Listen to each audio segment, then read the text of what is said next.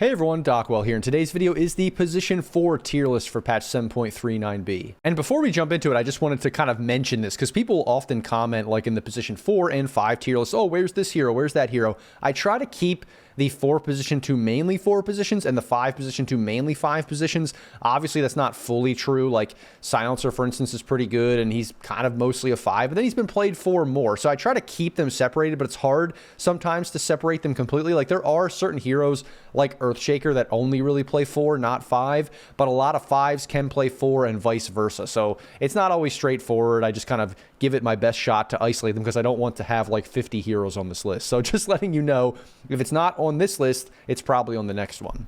So to start off, the best hero as a support, pretty much regardless, 4 and 5, the S tier hero is Shadow Shaman. And I think the main reason for this is because both facets are actually good. You can have this one, which is the one that people were picking before. I think they changed it a little bit, but basically the attacks transform enemies into a chicken. That can be good. That was the, what we were seeing for a long time. But then people realized, oh wait, this massive Serpent Ward is actually kind of OP and insane and just deletes people in fights and can like take Roche by itself and just do insane amounts of damage. But you can see either facet actually has a really good pick rate and a really good win rate. So I think the fact that it has 2 great facets and you can kind of pick and choose depending on what you want to do that specific game is really, really beneficial for the hero. Otherwise, it's doing the same things it's doing for the last 6 months to a year, where it's just super annoying to deal with, has all the lockdown in the world, has good tower taking, good team fight. Also is very annoying to kill because I think the thing that makes this hero good for like the last year is that when you get the last hit on him, he runs away. And so there are a lot of times, not every time, but like 10 to 20% of times, it's hard to kill this guy. Like, he just survives, or you have to go the extra mile to like get that extra little bit of damage in there. And that ends up like putting you in a bad spot or something like that. I think that little thing alone makes this hero very, very good. But regardless, obviously, this massive Serpent Ward is like huge. It's a big deal. It does insane amounts of damage. I would try to pick this every game just so that you get used to when it's good and when it's not. And that's honestly the long and short of the hero. That super giant ward thing is amazing. That's pretty much how the hero is being played. Then next we have Nature's Prophet, and this hero was a carry last patch. Then they changed it. They got rid of that giant treant that was just like 2-shotting ranged racks, and then they kind of changed up the facets a little bit. They gave this Nature's Prophet facet, which is, haha, that's funny, but no one's really picking this because it's like whatever, the money tree thing is just weird. So everyone's picking this, and they also buffed it. So now this is like the support thing where you're like healing, and obviously it's a pseudo stun like thing. Not really, but it is really annoying. People have to buy quelling blades and stuff like that. So they're just going for the more support build, just choosing this, which is a good kind of utility thing in the lane and also in the game, and then just playing it like a semi-carry or like a team building thing where you build team items, and then obviously you can split push, use Nature's Call and everything else to have impact in the fights on the lanes and all that kind of stuff. And then if you want, you can transition into a right-click carry, as we see a lot of different 4 positions happening right now. So that's pretty much the long and short of Nature's Prophet. It feels like just the way this hero is functionally designed, it's always going to be good either as a carry or as a support. Like, people are going to try to fix it or force it into one of these 2 categories unless they just nerf it into oblivion. It seems like it's always in the meta one way or the other, and right now it is a support because of that facet and just the general way that this hero can be played. And then lastly, for S tier, I would say Spirit Breaker is here. This hero is just like a classic traditional melee 4 position. It's the best melee 4 position right now, just on the way it controls the entire map. Just from the 4 position, it makes the enemy do so many things, like buy Lincolns or play as a team or not push certain waves or not be farming certain places or be scared if they're under a ward. There's just so many things that just having this hero, you don't even have to do anything. Just the mere fact that the hero exists on the enemy team makes it a lot harder for the enemy to play. And where the map is so big, but it ends up collapsing the map, like because of the expansion of the map, that collapsing of the map is so valuable that you can't underestimate it. And so I think that's a huge part of why this hero is the best 4 position. You also have a very easy time ganking mid, doing a lot of stuff like that in that early laning stage portion, even though obviously the laning stage of a normal like melee 4 position isn't always that good, level 1, 2, 3, but you can still get a lot out of it because of just having the charge. And you're pretty tanky. You have a bash if you want to just have good trading potential against 5s and stuff like that. So I think right now it's just that's why this is the best S tier melee 4 position right now overall. Then next for A tier, I'm starting it off with a few heroes that win rate, pick rate wise, you could potentially say they're S. I just think these heroes stand out above, and that is Earthshaker.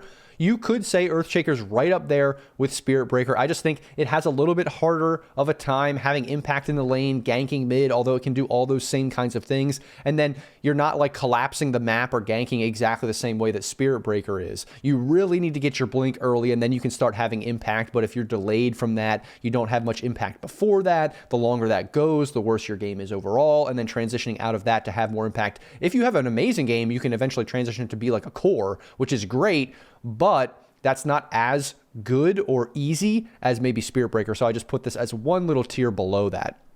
Then we have Undying. This hero is already good as an offlane in general, but I think as a 4 or a 5, it's really, really good right now, just because people are realizing that extra respawn, the tankiness that it gives, and the lane domination that it gives is really good. Undying feels like one of those heroes that I say this a lot about different heroes, but it seems like even when it falls out of the meta for a little bit, it's mainly because there's some weird weak thing that if you just tweak it a little bit, it ends up coming back into the meta and being very good, because people realize that the Tombstone just wins fights. Like, the Tombstone is such a good ability where if you want to fight Roche, if you want to fight high ground, if you want to fight somewhere, you put that Tombstone down, that just wins the fight. Like, the enemy cannot fight into it. They either have to focus it or they have to run away. And that's like basically the long and short of Undying. And then he's also super tanky, doing a lot of damage, dominating the lane, all these kinds of things.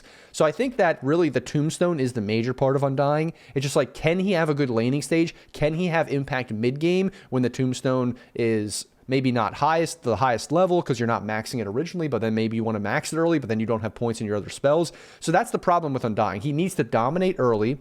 If he can't do that, that makes it kind of iffy for him in this patch, or in a patch. And then that mid game is always a little bit awkward. Once he gets some levels, then he can dominate fights when they take over a certain area. And so I think right now Undying is just very good overall because of his lane domination, which has kind of come back to be pretty good. The Soul Rip is a good buff that happened that is a good support spell, and then he just does normal Undying things. And then Veno as well. Veno was this weird one where people were kind of jungling Veno for a while there. That's not really a thing anymore, but this hero is still generally decent. I don't love Veno, but the pick rate and win rate is still pretty good. I think it is very, very annoying. I probably would rather have it as a 5. It's just weird as a 4 because like a lot of other 4s, like Nature's Prophet or these other heroes, there's like a lot more that they bring to the table in terms of stuns, in terms of transitioning into a carry later. I mean, this hero can do a ton of damage. It just, you are a little bit all in, you are a little bit squishy, you do have to make sure that you have impact in the lane and that you are just annoying the crap out of the enemy, like pushing towers, using your wards,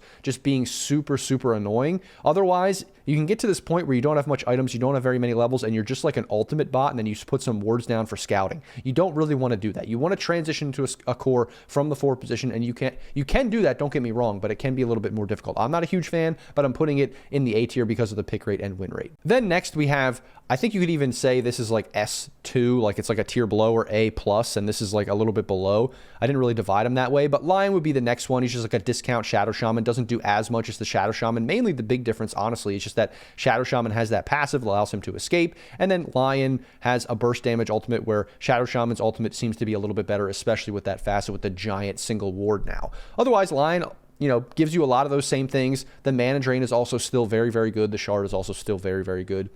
Vengeful Spirit, also decent as a 4 right now. I think this hero overall is good as a 3, 4, and 5. And so it does all those same things it's always done. And you do really want to rush the Ags as usual. And I think it's really all about, do you get your Ags at a good timing? And can you actually like farm it and not just be passive and do nothing in the meantime? Or are you trying to participate too much and then you end up feeding and then you don't get an Ags till 30 minutes? Like, that's really the long and short, kind of in the same way that like Earthshaker is like, do you get your blink at a good time or not? That's really the big question here, where Vengeful Spirit is the same kind of thing. When do you get your Ags? Because it's so important to get Ags at a good timing.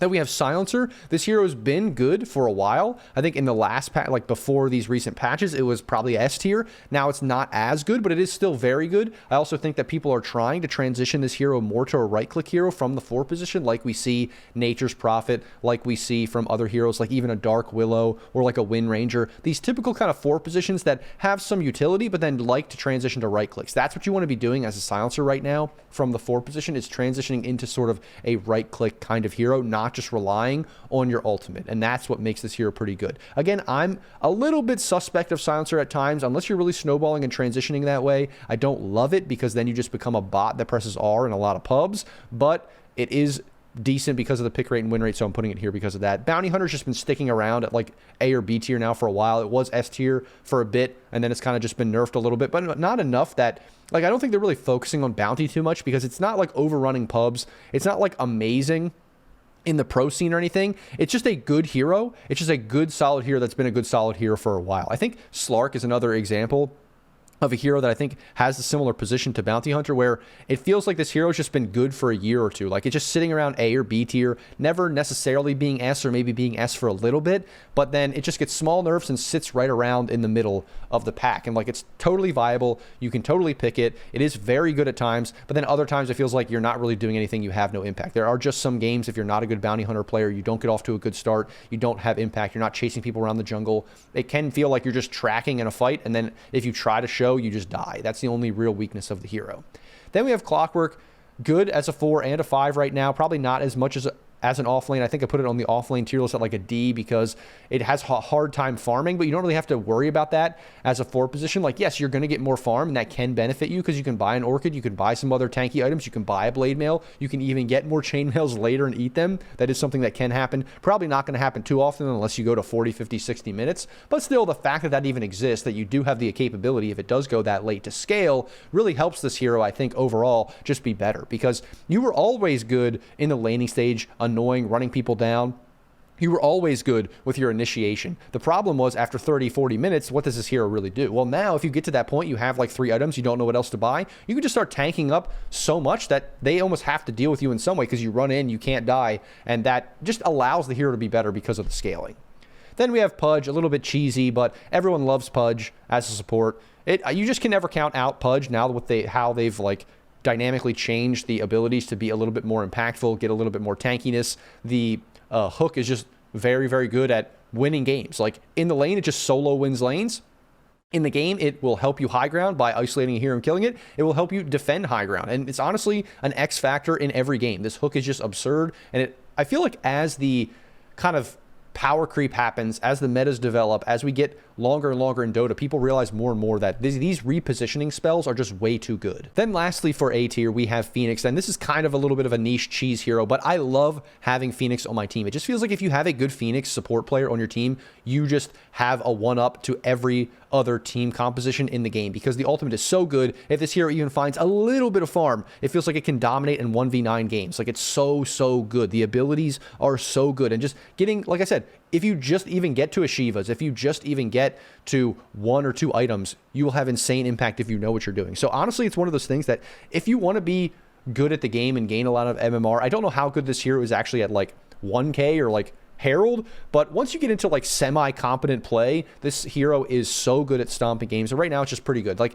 it's one of those things that it's not always, even if it's good, it's not spammed, it's not picked a ton, but those who know how to play it can have insane impact with this hero. Then moving on to B tier, we have Ringmaster. This hero was amazing in the previous patches, probably S tier as a support 4 or 5. It's still fairly good. It's still getting picked a decent amount. It just got nerfed, so it's not that good anymore in terms of just being like S tier, but it is still a very similar hero. It does a lot of those same things. It's just not the hero it once was in terms of pick rate, win rate, everything. So there's nothing crazy different or new to say about Ringmaster. It's just that it's not as good as it once was. A lot of the numbers and everything were nerfed, so that's what makes it not as good. But if you're a good Ringmaster player, you know what you're doing, you can still have success with it. Then Rubik. I personally don't love Rubik. It's kind of like the opposite of Phoenix. Even when Phoenix doesn't have the best win rate or pick rate, if you have a good Phoenix player, they can dominate the game. I personally don't like having Rubik on my team. The only time I don't like seeing Rubik is if it's on the enemy team. That's why I have it banned, and I'm playing a very specific hero that like has a big spell that gets stolen, right? That's the only time that I would not like Rubik. But even then, like, so I just don't love Rubik in general because you're really, really reliant on stealing spells, and sometimes that just doesn't even feel very effective. It's a very specialist hero that I think some people just pick as a default or because it's fun. It's kind of almost where Pudge was for a long time, where people pick it because it's fun, but they're usually not very good at it. I think Pudge has kind of either been around for so long, people have gotten so good at it, or it's developed over time with the way that the skills have kind of evolved that it actually makes it have impact no matter what, where Rubik, it just feels like 90% of the time when a Rubik's on my team, it has no impact. That's kind of the same thing with Marana. Marana's just middle of the road. You can have some impact. You can right click. You can, if you have good setups for the arrow, then it can be very impactful. Otherwise, it feels like you're just pressing invis and that's all you do. So I think, honestly, it's hard as a pub hero, though, because you're going to be picking this hero first, so you don't know if you have any stun set up. And I think that's honestly the biggest difference is if you have stun set up for the arrow, this hero is like amazing because now you have your ultimate, you have the stun set up for the arrow. You also have good ways to wave clear and do damage. If you don't have that, all you feel like is pressing R, and that's it. Next is Dark Willow. This hero's middle of the road, a little bit of an awkward hero. I always say this, no reliable stuns, but it's decent. And I think the biggest thing for 4 position, I would probably rather have Dark Willow as a 4 position because I would want this hero to transition into kind of like a right-click carry later with an Ags. That's how I would prefer it to be played and not just focusing on defensive capabilities. And that's why I think 4 position is the place this hero should be played. Otherwise, you're just kind of focusing on roots and stuff, which, don't get me wrong, are annoying. And that's why it's kind of still B tier. It's definitely playable. It's definitely good. But the hope is to go late and to get an Ags. And then we have Weaver, another one that was really good in the last patches, but just kind of has come down a bit, come down a tier or 2. And that's mainly all to do with bugs. Like, it's really all about the bugs as position 4 Weaver, because unlike maybe a Dark Willow, a Marana, a Wind Ranger, Muerta, this hero is probably not transitioning into a full right click, carry, because you're not buying, Maelstrom, Daedalus, you're not buying, Deso or anything like that, probably on Weaver 4 position. So that's the weird thing. It's really all about the bugs. And are the bugs just OP and annoying and insane? Well, then this hero is S tier 4 position. Are the bugs middle of the road or bad? Well, then that just determines where this hero is as a support. So honestly, because the thing is, the Ags is fine. Like, you can totally get an Ags as a 4 position Weaver, but for whatever reason, every time I see it on my team, it doesn't have the impact you would think. Don't get me wrong, it's not bad. It's just that with the cast range and stuff not being super great and you're not always in the right position. You're not an oracle just like waiting to press R all the time. Like, you're doing other things. You're annoying the backline. You're pressing bugs on stuff. So it just feels like even though the Ags can be good at times, it's not always great because the Weaver's not in position to use it all the time. That might be a skill issue thing, but I just think it's also with the design of the hero. Then Winter Wyvern.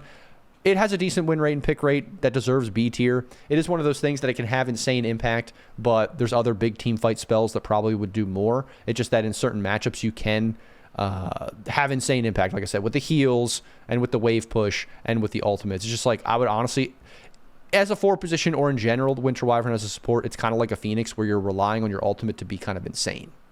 And I would just rather have a Phoenix. Then for melee 4 positions, you see there's not too many here. It's only these last 2. Tusk and Tiny, they're just kind of middle of the road. Like, you'd rather have Spirit Breaker, you'd rather have Earthshaker, you'd even rather have Clockwork. These guys are fine, they're okay. Like, Tusk has a good save. If you can get to the point where you have an Ags, that kind of is insane and very, very good, but it takes a lot to get there. You're not the best farmer in the world. Your spells aren't bad for it, don't get me wrong, but you kind of put yourself in a vulnerable position. Your initiation isn't the best, but it is okay.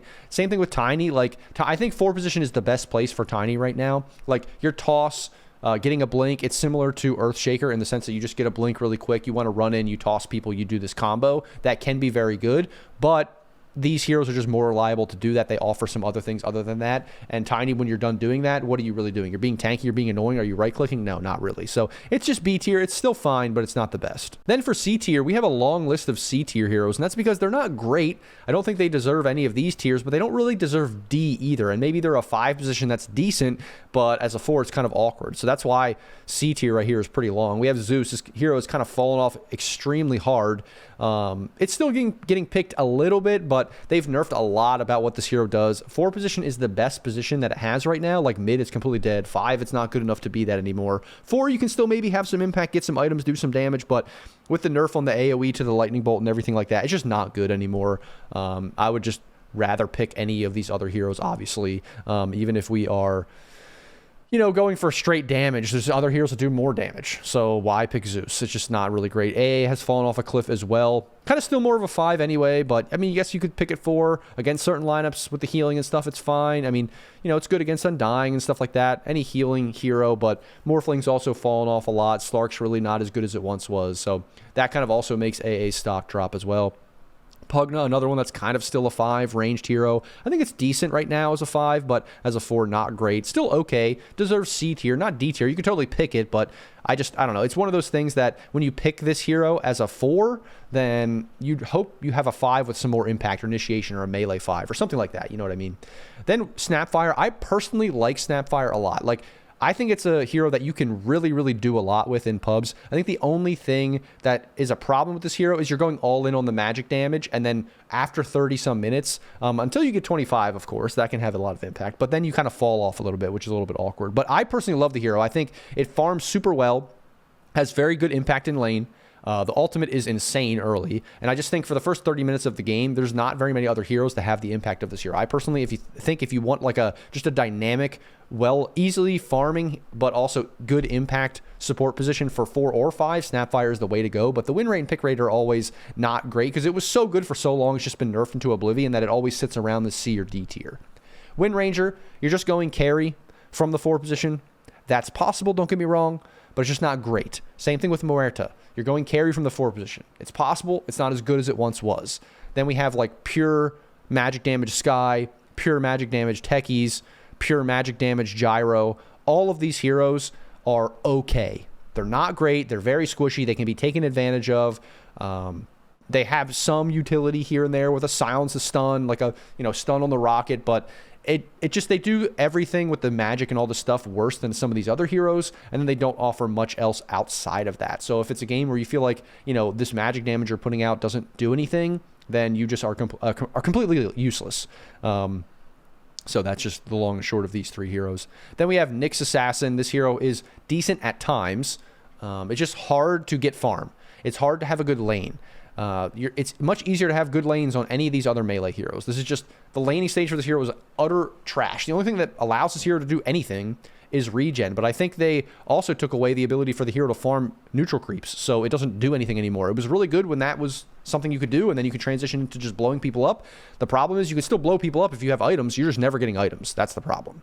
Then Mag, super greedy as a 4, doesn't offer much in the lane and stuff, but if you can get to the point where you have Blink and you have some of these items, you're just probably one of the best 4 positions in the game just for utility's sake. Just having the skewer, having that Blink RP, all that kind of stuff, it's amazing. You would love to have it, but getting there is the issue. Marcy, I've already talked about this hero in the sense that it's very awkward. Is it a 4? Is it a 3?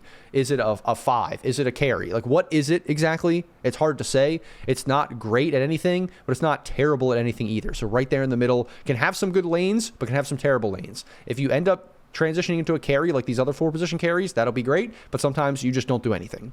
Bat Rider's another weird one. As a core, it's kind of coming back. As a support, it's kind of coming back. I think it's going to take a little bit to actually see where Bat Rider ends up. I've said this before in the other tier list videos as well. Just give it some time. Give it another couple months. See if another patch comes out and buffs it again. And I think we might see Bat Rider rise in the stock of Bat Rider might rise to B, C, T, or B, A, even S tier. I don't know as a core if that'll happen. I feel like just more and more it's a support hero these days. But right now it's C tier. Pick rate and win rate indicates that, but I think it is on the rise. Then Tinker's fallen off pretty hard, but it's still semi-viable as like a weird cheese pick, just not as good as it once was, where it was absolutely stomping pubs and stuff like that. So you can totally pick it still, I think, but it's just not nearly as good as it was. And it doesn't feel like, it's just like a feel thing. The feeling that you have with the Tinker is not like, oh wow, this is OP and annoying and it needs to be nerfed like it did a couple patches ago. Then lastly, we have D tier, or at least last for viable heroes, and Hoodwink is just not nearly as good as these other heroes. I feel like this hero just always gets nerfed. Even when it's not good, it just kind of gets nerfed, or even the buffs don't matter. So like, I don't know. Are you going to pick Hoodwink over any of these other heroes like Wind Ranger, Muerta, Dark Willow? Like, no. And that's the thing. It's like more awkward as well for this hero to transition into a carry, because ever since the Maelstrom into Gleipnir change, where that doesn't exist anymore, it just feels like this hero is dead, because that's all the hero wanted to do. Like, no matter what, it's pretty much what the hero wants to do. And now there's just no build. Then Keeper of the Light. This hero is just probably the best when you have a Medusa that's good on your team. And then obviously in the last patch too, it was like making everybody teleport everywhere, and that was really good.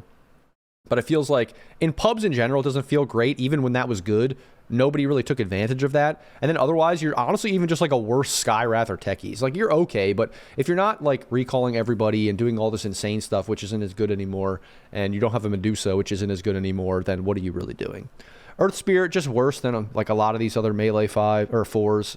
I mean, It's just an awkward hero. Sometimes it feels decent. Some patches it's okay, and then they just keep nerfing it like weirdly, and like the stones and all this stuff. I forget all the different changes they made, but they almost like crush the hero. Like it finally comes back into the meta. I don't know what they have against Earth Spirit being good. It just feels like whenever this hero is good for 5 seconds, it just is immediately nerfed. Invoker, you could play it. It is okay, but I don't love it. Sometimes it just feels like it does nothing. It's just one of these. You're kind of playing like a mid invoker from the forward position, hoping to carry. And sometimes it's just like, dude, all you're doing is like tornado, cold snap. Like you're just doing nothing, and it just sucks.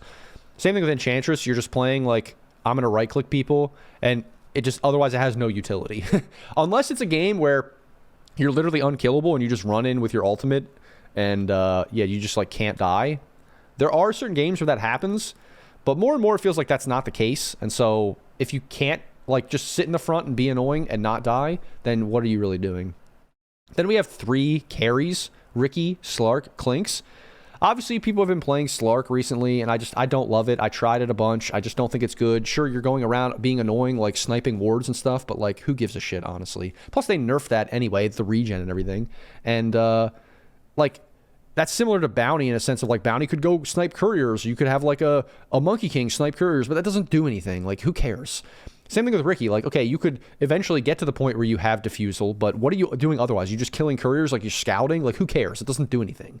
And then Clinks is more like super ultra mega greedy Muerta, Wind Ranger, Dark Willow. Like, it's super ultra greedy right click, where like Nature's Prophet, all these other heroes that transition into a carry have some kind of utility. This has none. There's just like no utility. Like, what? You slow the guy when you press the little sticky thing on him? Like, that doesn't do anything. Come on. It's all right click carry from the forward position. So you could do it, but it's super greedy. Then lastly, we have F tier. Monkey just really bad right now as a 4. Dazzle's almost like dead in general, but as a 4, it's not good. And then Sniper, I've just kept Sniper as a 4 in the F tier for a while now. Like, it could be okay. Don't get me wrong. I just don't like to encourage people to play it because I think it's not going to have very much impact in general. So I'm just putting it down there as that F tier hero overall. So do not pick this as a 4, even though it's semi sort of maybe getting ags viable. I don't think so. Just don't pick it. And that, everybody, is my 4-position tier list for patch 7.39b. As always, if you liked the video, don't forget to like, comment, and subscribe. Thanks for watching, and I'll see you in the next video.